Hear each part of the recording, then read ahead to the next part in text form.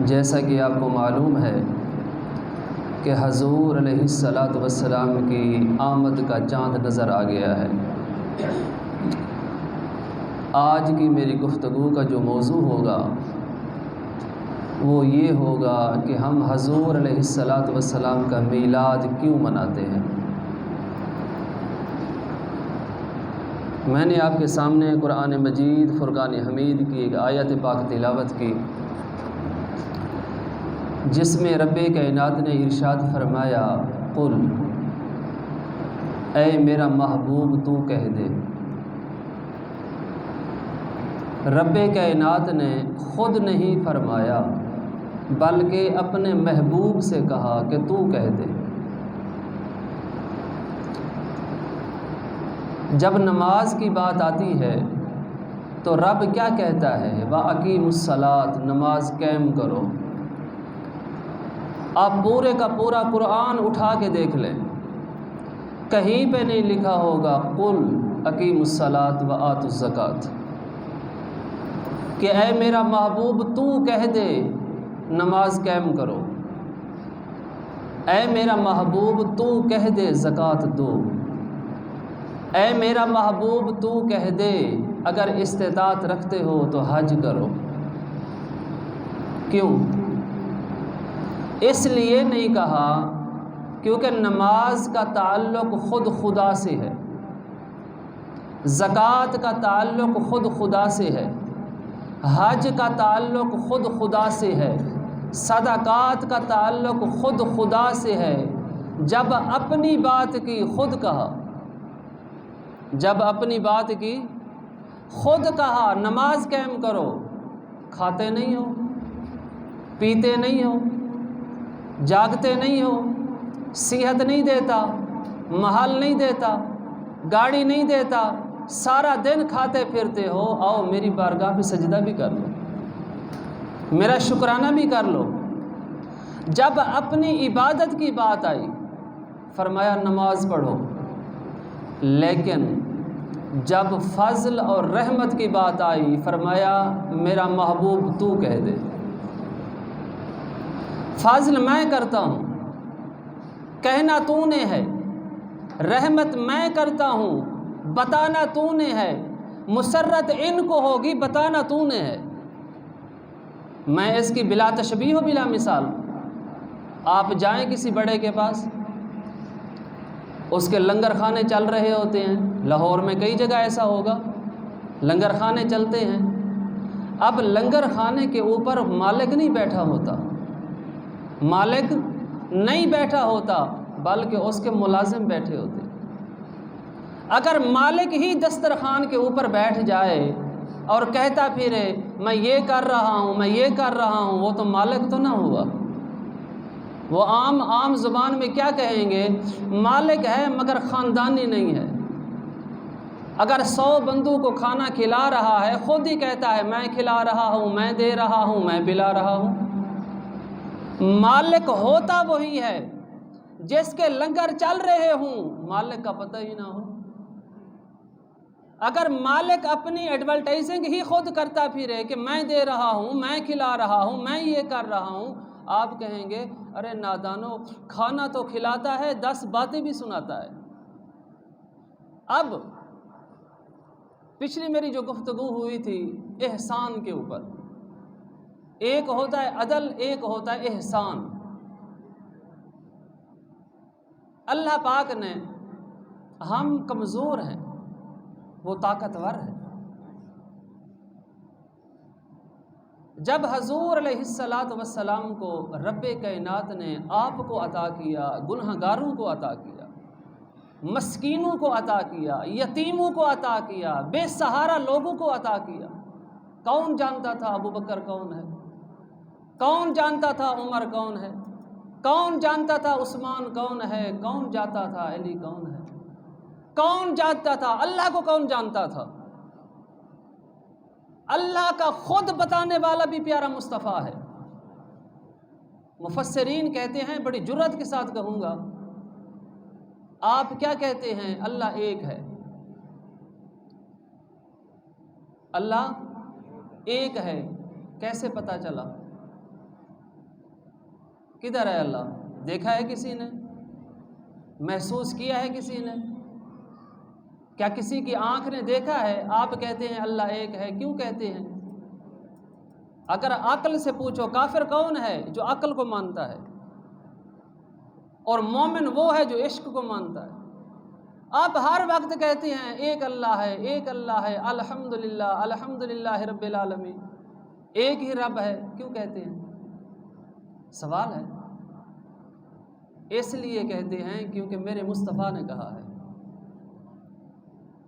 آپ کہتے ہیں تورات ہے، انجیل ہے، زبور ہے، قرآن ہے۔ کیا آپ لوگوں نے تورات کو پڑھا ہے، دیکھا ہے؟ کیا آپ لوگوں نے انجیل کو پڑھا ہے یا دیکھا ہے؟ کیا آپ لوگوں نے زبور کو پڑھا ہے یا دیکھا ہے؟ کوئی ایسا شخص ہو؟ وہ تو وہ کتابیں کی کہ جس میں تردید ہوتی رہی، جس میں پلیجرزم آتا رہا، جس میں ڈپلیکیٹ ہوتی رہی، جس میں سٹیٹمنٹ کی چینجنگ آتی رہی۔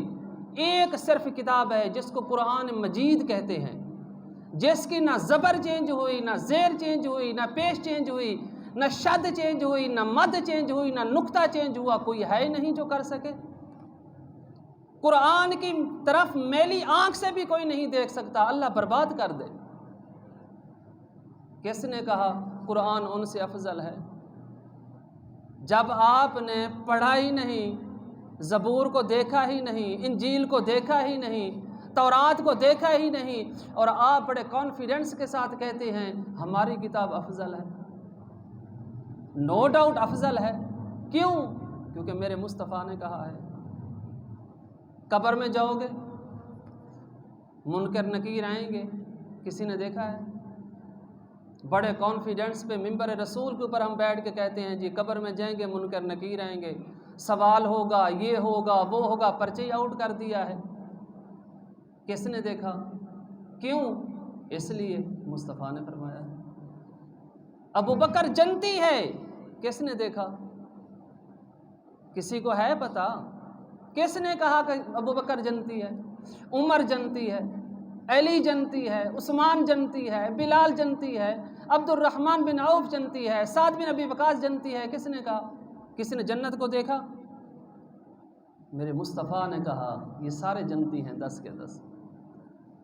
دوستو اللہ پاک فرما رہا ہے قل، میرا محبوب تو کہہ دے۔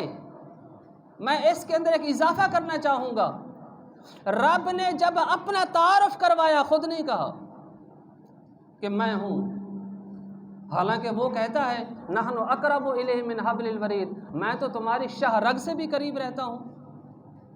شاہ رگ ادھر ہے، جان ادھر ہے، میرا رب ادھر رہتا ہے، میرا مصطفیٰ ادھر رہتا ہے۔ دوستو قرآن کو کیوں نہیں پڑھتے؟ کیوں نہیں سنتے قرآن کی؟ آپ کہتے ہو پیارے مصطفیٰ سنتے نہیں، ارے ہیں وہ جان میں، سنتے کیسے نہیں؟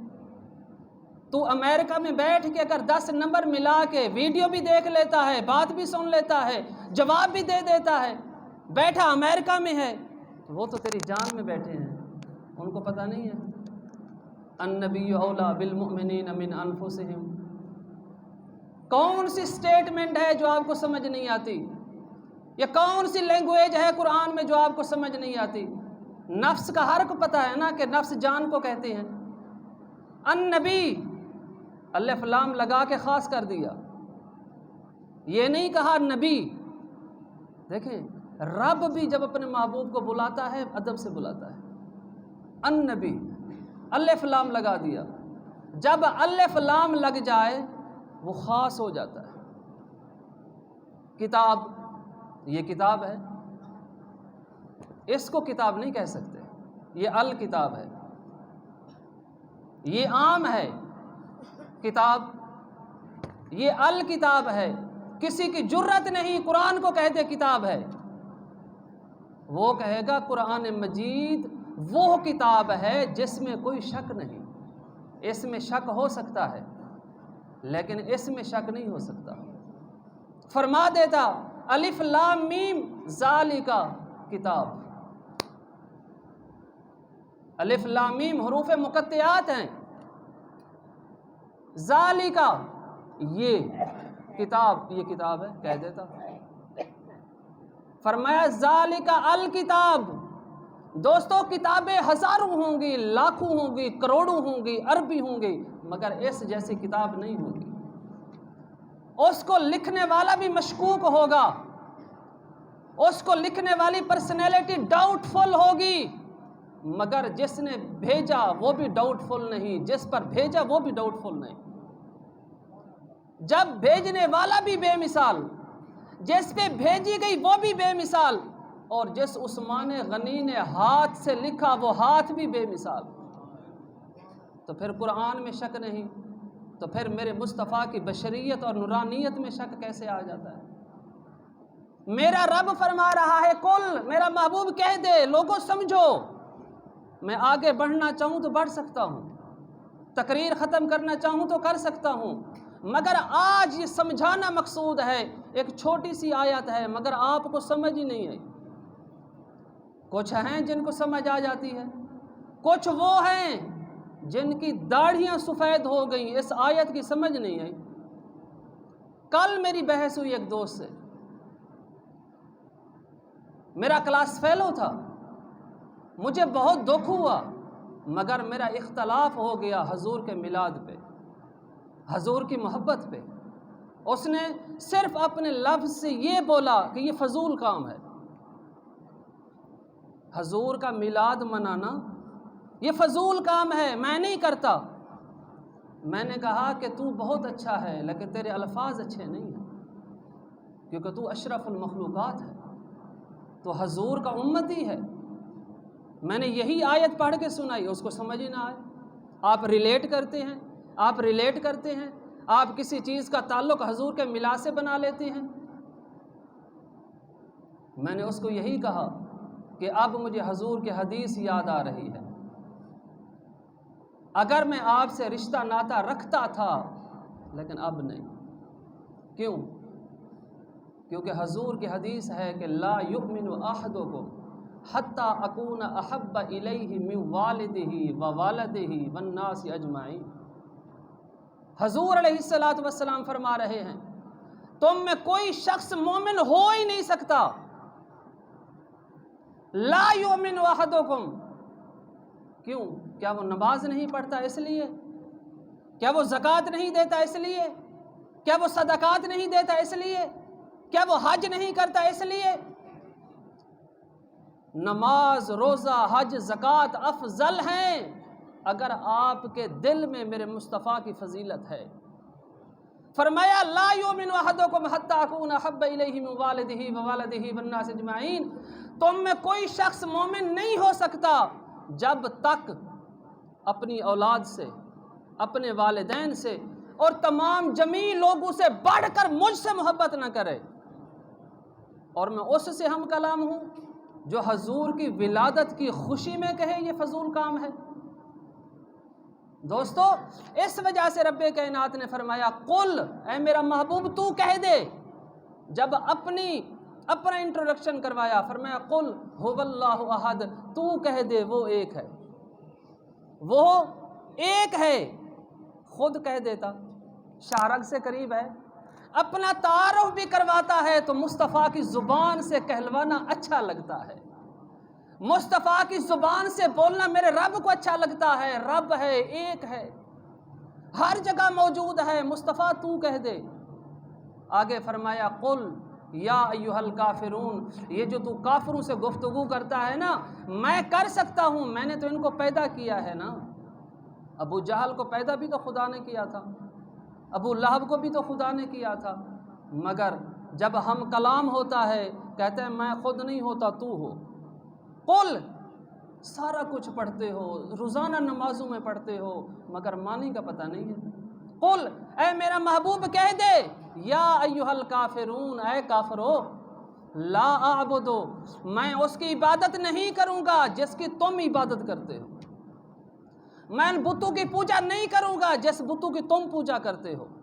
جب کفار سے کلام کی بات آئی میرے مصطفیٰ کی زبان سے بلوایا، جب اپنے تعارف کی بات آئی پیارے مصطفیٰ سے بلوایا، جب محبت مصطفیٰ، محبت خدا کی بات آئی قل ان کنتم تحبون اللہ فاتبعونی یحببکم، جب اطاعت کی بات کہی قل اطیعوا اللہ والرسول، بچا کیا؟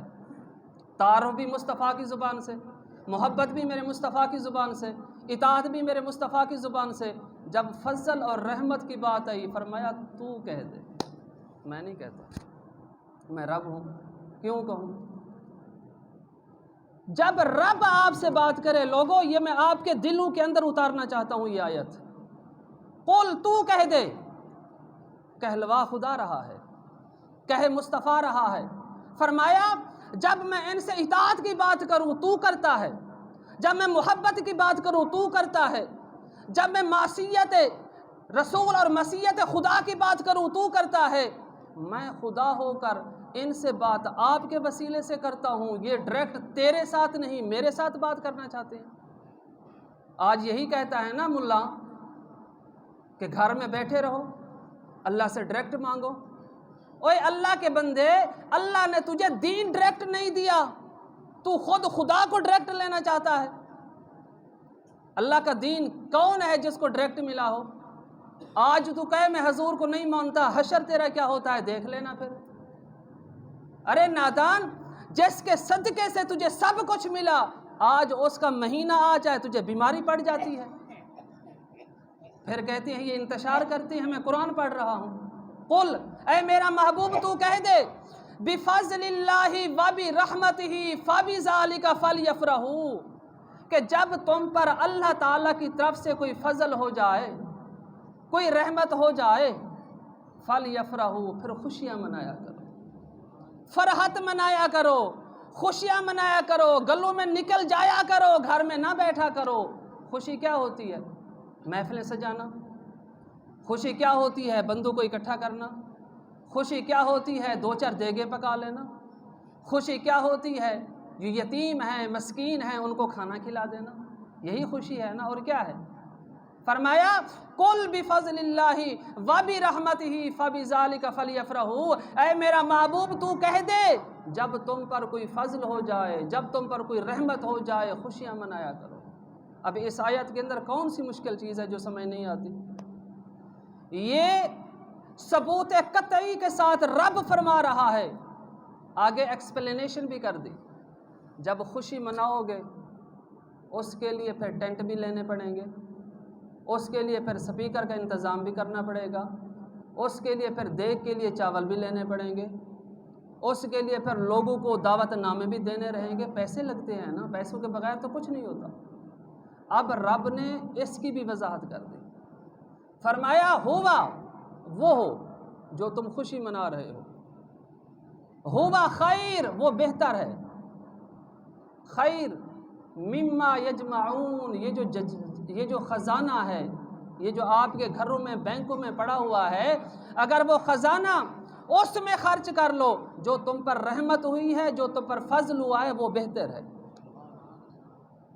اب میں آپ سے پوچھنا چاہتا ہوں، دو لفظ استعمال ہوئے ہیں اس کے اندر، ایک ہے فضل اور ایک ہے رحمت۔ رحمت کا تو ہر کسی کو پتہ ہے، ہر مسجد کے اندر لکھا ہوتا ہے کہ وما ارسلناک الا رحمۃ للعالمین، کہ بے شک ہم نے اپنے محبوب کو رحمت للعالمین بنا کر بھیجا ہے، اس میں کسی کی جرأت نہیں، اس مسجد میں بھی لکھا ہوگا۔ اب ہم آتے ہیں فضل کی طرف، ہم دیکھنا چاہتے ہیں کیا حضور علیہ السلام فضل ہیں یا اہل سنت والوں نے بنایا ہوا ہے؟ کچھ نادانوں کو پتہ نہیں ہوتا نا کہ فضل کیا ہوتا ہے، میں بتاتا ہوں۔ حضور علیہ السلام، دیکھیں بات فضل کی کرنی تھی، رب کائنات نے یہ نہیں فرمایا فضلا کبیرہ، ہوا فضلا کبیرہ، النبی فضلا کبیرہ، محمد الرسول اللہ فضلا کبیرہ، نہیں کہا، پہلے پورا موضوع بنایا، فرمایا انا ارسلناک، بے شک ہم نے بھیجا شاہدا و مبشرا و نذیرا، کہ شاہد بنا کے بھیجا ہے، مبشر بنا کے بھیجا ہے، نذیر بنا کے بھیجا ہے، آگے نہیں فرمایا فضلا کبیرہ۔ کہہ دیتا انا ارسلناک شاہدا و مبشرا و نذیرا و فضلا کبیرہ، آیات کا تسلسل بھی بن رہا ہے نا، کہہ دیتا نہیں، فرمایا شاہدا و مبشرا و نذیرا وداعیا الی اللہ باذنہ وسراجا منیرا، یہ وہ شاہد ہے، یہ وہ مبشر ہے، یہ وہ نذیر ہے جو رب کی طرف سے آیا ہے۔ سراج بن کے آیا ہے، بلکہ سراج منیر بن کے آیا ہے۔ چاند کیوں نہیں کہا؟ دوستو محبت ڈھونڈا کرو۔ چاند کیوں نہیں کہا؟ سورج کیوں کہا؟ چاند سورج سے روشنی لیتا ہے، چاند سورج کا محتاج ہوتا ہے۔ اگر سورج نہ ہو تو چاند بھی نہ ہو۔ سورج اس لیے کہا، فرمایا میرا محبوب کسی کا محتاج نہیں ہے، جو آئے کالا آئے تو اسے گورا کر دیتا ہے، کوئی با جمال آئے تو اس کو با کمال کر دیتا ہے۔ میرا محبوب وہ ہے اپنی اس میں جب کھیلتا ہے تو جب اپنی انگلی سے اشارہ کرتا ہے چاند کو 2 ٹکڑے کر دیتا ہے۔ فرمایا وداعیا الی اللہ باذنہ وسراجا منیرا، آگے فرما دیا وبشر المؤمنین، مومنو تم کو بشارت ہو، تم کو خوشخبری ہو، وبشر المؤمنین بان لهم من اللہ فضلا کبیرا۔ امتیو مومنو تمہیں بشارت ہو، رب فرما رہا ہے کہ میں نے تمہارے اوپر آج فضل کبیر بھیج دیا ہے۔ جب بھیجا پھر کیا فرمایا؟ لقد من اللہ علی المؤمنین اذ بعث فیہم رسولا، فرمایا کہ میں نے تمہیں سب کچھ دیا مگر کسی جگہ پہ یہ نہیں کہا کہ میں نے تم پہ احسان کیا ہے، مگر آج میں آمنہ کی گود میں محمد مصطفیٰ کو بھیج رہا ہوں، عبداللہ کے گھر میں محمد مصطفیٰ کو بھیج رہا ہوں، مکہ کی فاران وادی کے اندر محمد مصطفیٰ کو بھیج رہا ہوں۔ دوستو سنو میرا رب کیا فرما رہا ہے، لقد من اللہ علی المؤمنین اذ بعث فیہم رسولا، اے مومنو آج میں نے تمہارے اوپر احسان کر دیا ہے، میں نے محمد عربی تم کو عطا کر دیا ہے۔ پھر میں کیوں نہ کہوں کہ سر سے لے کر پاؤں تک تنویر ہی تنویر ہے، گفتگو سرکار کی قرآن کی تفسیر ہے، سوچتی تو ہوگی دنیا مصطفیٰ کو دیکھ کر وہ مصور کیسا ہوگا جس کی یہ تصویر ہے۔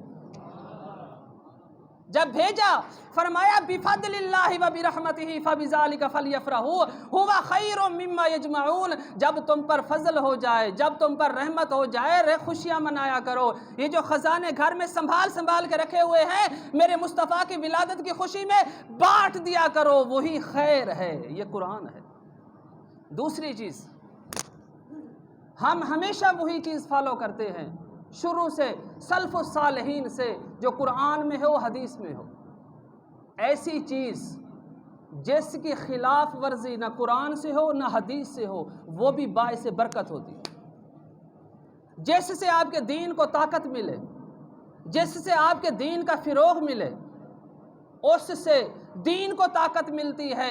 ہاں وہ چیز جس کو قرآن بھی منافی قرار دیتا ہے، حدیث بھی منافی قرار دیتی ہے، وہ ناجائز ہے، مگر وہ کام جو آپ کرتے ہیں جو قرآن کو اور حدیث کے منافی نہیں اور دین کی ترقی کا باعث بنتا ہے وہ جائز ہے۔ میں آپ کو ایک واقعہ سنانا چاہتا ہوں۔ حضور علیہ السلام کا زمانہ ہے، مسجد نبوی کی جو دیواریں تھیں وہ حضرت عثمان غنی نے تعمیر کی، اور مسجد نبوی کا جو فرش تھا وہ حضرت عمر فاروق رضی اللہ تعالی عنہ نے بنوایا، مگر وہ پرانا زمانہ تھا، وہاں پہ مغرب اور عشاء کے وقت اندھیرا ہو جاتا تھا، ایک دیا جلتا تھا وہ بھی کبھی ختم ہو جاتا تھا، لائٹنگ نہیں تھی، بجلی نہیں تھی، کچھ بھی نہیں تھا۔ اب حضور علیہ السلام جب گھر سے تشریف لاتے تھے مسجد نبوی کے اندر اندھیرا تھا، ایک صحابی تھے جن کا نام حضرت تمیم داری تھا، وہ آئے، انہوں نے دیکھا کہ مسجد کے اندر اندھیرا ہے، جیسے آپ آج بلب کے ساتھ بلب اٹیچ کر کے پوری لڑی لگا دیتے ہیں، وہ جو حضرت تمیم داری رضی اللہ تعالیٰ عنہ صحابی رسول تھے، انہوں نے جب آ کے دیکھا کہ اندھیرا ہے تو انہوں نے پھر کیا کیا کہ دیے جلائے۔ اب دیے وہ کیسے ہوں گے اللہ ہی بہتر جانتا ہے، انہوں نے پھر ایک ڈوری اور ایک دھاگا لیا، اس دھاگے کے اوپر لائٹنگ کرتے رہے۔ جب میرے مصطفیٰ کریم صلی اللہ علیہ وآلہ وسلم مغرب کے بعد تشریف لائے تو مسجد نبوی کے اندر دیکھا تو روشنی ہو گئی تھی۔ جب آپ نے اس روشنی کو دیکھا، اب مجھے بتائیں یہ حکم قرآن میں بھی نہیں تھا، یہ حکم حضور علیہ السلام کی حدیث مبارکہ بھی نہیں تھا، حضور کا قول ہی نہیں تھا، مگر حضور تشریف لائے، جب حضور نے مسجد میں دیکھا روشنی ہو گئی، میرے مصطفیٰ نے پوچھا یہ کون ہے، کس نے کی ہے؟ کیوں؟ کیونکہ نماز میں آسانی پیدا ہونی تھی، نمازیوں نے مسجد میں آنا تھا، آسانی پیدا ہونی تھی، دین کے اندر فروغ ہونا تھا، دین کو تقویت ملنی تھی، اللہ کی بارگاہ میں سجدہ ہونا تھا جو اندھیرے میں نہیں ہوتا، روشنی ہوگی تو سجدہ ہوگا۔ میرے مصطفیٰ نے پوچھا کون ہے، کس نے روشنی کی ہے؟ حضرت تمیم داری رضی اللہ تعالیٰ عنہ تشریف لائے۔ آپ نے پوچھا آپ نے کی ہے؟ فرمایا ہاں میں نے کی ہے۔ میرے مصطفیٰ اتنا خوش ہوئے، میرے مصطفیٰ نے فرمایا میرا دل کرتا ہے اگر میری بیٹی ہوتی تو اس کا نکاح آپ کے ساتھ ہوتا۔ اچھا کام تھا، آپ راستے سے کانٹا ہٹا دیتے ہیں، اچھا کام ہے۔ اب قرآن میں تو نہیں لکھا ہوا کانٹا ہٹا دو، کسی کی دیوار گر رہی ہے اس کو سہارا دے دو، لکھا ہوا ہے کہیں پہ؟ نہیں۔ اگر کسی کی دیوار کو سہارا دو گے یہی دین ہے، آپ اس کا احساس کرو گے۔ کانٹے دار جھاڑی پڑی ہوئی ہے، کسی قرآن میں لکھا ہوا ہے کانٹے دار جھاڑی کو اٹھا دے؟ یہ لکھا ہوا ہے کہ لوگوں کے ساتھ حسن سلوک کریں، یہ حسن سلوک ہے۔ جب حضور علیہ السلام نے فرمایا اگر میری بیٹی ہوتی اس کا نکاح میں آپ سے کرتا، اس وقت حضور کے چچاؤں میں سے ایک حضور کا کزن کھڑا تھا اور اس نے کہا یا رسول اللہ اگر آپ مجھے اجازت دیتے ہیں تو میں اپنی بہن کا نکاح تمیم داری کے ساتھ نہ کر دوں؟ اور حضور علیہ السلام نے فرمایا ہاں اپنی بہن کا نکاح حضرت تمیم داری سے کر لو، اس کا نکاح ہو گیا۔ دوستو اچھے کام ہوتے ہیں۔ میں آپ کے سامنے قرآن ہر پروڈکٹ ایک گریڈینٹ ہوتا ہے۔ آپ صرف لیتے ہیں اور صرف کے اوپر لکھا ہوتا ہے یہ چیز ہے، یہ چیز ہے، یہ چیز ہے، لکھا ہوتا ہے نا۔ آپ ایک ایلوپیتھک میڈیسن لیتے ہیں، لکھا ہوتا ہے یہ چیز ہے، یہ چیز ہے، یہ چیز ہے۔ آپ اپنی فصل کے لیے سپرے لیتے ہیں، لکھا ہوتا ہے یہ چیز ہے، یہ چیز ہے، استعمال کرو، کچھ نہیں ہوتا۔ مگر حضور علیہ السلام کا میلاد بھی ایک پروڈکٹ ہے، حضور علیہ السلام کا میلاد بھی ایک برانڈ ہے۔ اس میلاد کو اشتہار کے اوپر دیکھ لیا کرو اس کے اندر کیا کیا لکھا ہوا ہے۔ یہی لکھا ہوتا ہے نا قرآن کی تلاوت ہوگی، یہی لکھا ہوتا ہے نا حضور کی نعت ہوگی، یہی لکھا ہوتا ہے نا خیرات ہوگی، یہی لکھا ہوتا ہے نا علماء کا انتظام ہوگا، یہی ہوتا ہے نا کہ نعت خان دور دور سے آ رہے ہیں آپ تشریف لائیں۔ یہ حضور علیہ السلام کی محبت کا گریڈینٹ ہے۔ جب آپ لوگ دوسری چیزیں استعمال کرتے ہیں اور وہ گریڈینٹ بندے بناتے ہیں، یہ گریڈینٹ میرے خدا نے بنایا ہے۔ اب کہاں لکھا ہوا ہے قرآن پڑھنا جائز نہیں؟ کہاں لکھا ہوا ہے نعت پڑھنا جائز نہیں؟ کہاں لکھا ہوا ہے خیرات کرنا جائز نہیں؟ کہاں پہ لکھا ہوا ہے مسکینوں کو کھانا کھلانا؟ ارے نادانو، حضور کی محبت کا گریڈینٹ ہی یہی ہے قرآن و حدیث۔ یہ جو ربیع الاول کا مہینہ ہے یہ ایک سیزن ہے محبت کا۔ جیسے موسم بہار آتی ہے، کبھی فصل لگ رہی ہوتی ہے، کبھی فصل کٹ رہی ہوتی ہے۔ حضور علیہ السلام کا مہینہ آیا ہی اس لیے ہے کیونکہ ہم دنیا دار ہو جاتے ہیں، ہمارے دلوں کے اوپر میل چڑھ جاتی ہے۔ جب حضور کا مہینہ آتا ہے پھر وہ خوش نصیب اٹھتے ہیں، پھر جھنڈوں کو اٹھاتے ہیں، پھر شمع جلاتے ہیں، پھر بڑے بڑے علماء کو بلاتے ہیں، بڑے بڑے نادان نعتوں کو سنتے ہیں۔ جب وہ سنتے ہیں پھر کیا ہوتا ہے؟ ان کے دل کی جو میل ہوتی ہے وہ اتر جاتی ہے۔ حضور علیہ السلام کے میلاد کا یہی اثر رسوخ ہے، یہ گریڈینٹ ہے۔ اب حضور علیہ السلام کے میلاد کو کوئی نہیں مناتا، نہ منائے، ہم تو مناتے ہیں، ہمارے سلف و صالحین بھی مناتے تھے اور حضور نے خود منائی، یہ میں بیان کروں گا آپ کے سامنے۔ تو دوستو آخر میں ایک اہم اعلان ہے، آپ کے سامنے مسجد کا کام ہو رہا ہے اور الیکٹریسٹی کا بل مجھے جو سننے میں آیا تقریباً 90,000 آ چکا ہے اور کنسٹرکشن بھی جاری ہے، تو لہٰذا یہاں پہ کوئی امریکہ کی طرف سے تو کوئی گرانٹیں نہیں آتی، برطانیہ سے بھی نہیں آتی، ہم لوگ ہیں، تم لوگ ہیں، تعاون کرتے ہیں، یہ اللہ کا گھر ہے، چل رہا ہے۔ تو آپ سے آج کی اس محفل کے اندر ایک خصوصی دعا ہے کہ آپ مسجد والی انتظامیہ کے ساتھ مدد کریں تاکہ وہ بجلی کا بل اور مسجد کی کنسٹرکشن کے اندر اپنا کردار ادا کر سکیں۔ آمین و آخر دعوانا ان الحمد للہ رب العالمین۔